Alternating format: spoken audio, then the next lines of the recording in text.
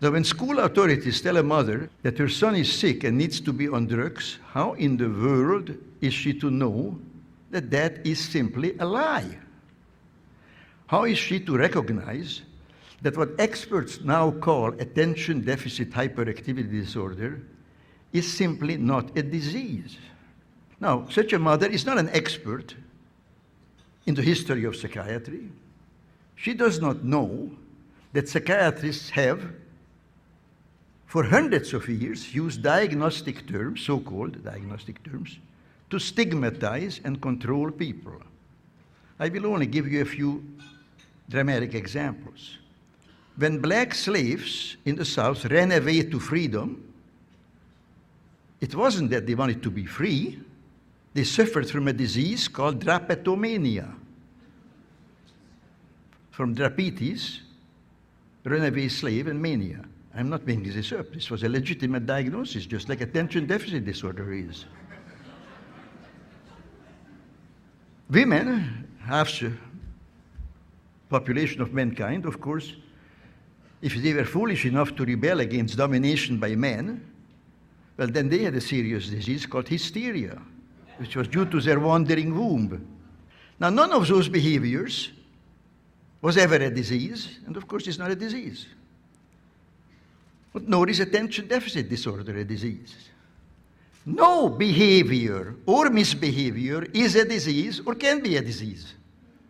That's not what diseases are. So it doesn't matter how a child behaves. There is nothing to examine.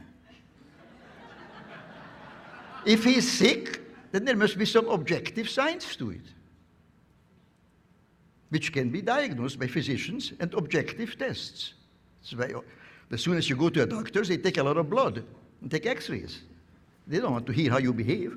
When I went to medical school 60 years ago, there were only a handful of mental diseases. I think there were no more than 6 or 7. Now there are more than 300. And new ones are, quotes, discovered every day. Labeling a child as mentally ill is stigmatization, not diagnosis.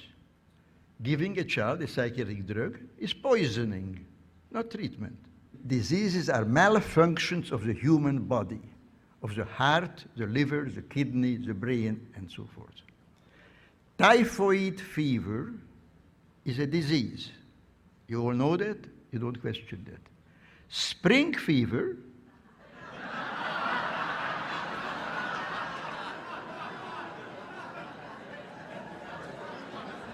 all you have to know is English. Spring fever is not a disease. The task we set ourselves to combat psychiatric coercion is important. I think it's important. You all think it's important. Not enough people think it's important. It's a noble task, a task in the pursuit of which we must, regardless of obstacles, persevere. Our conscience commands that we do no less.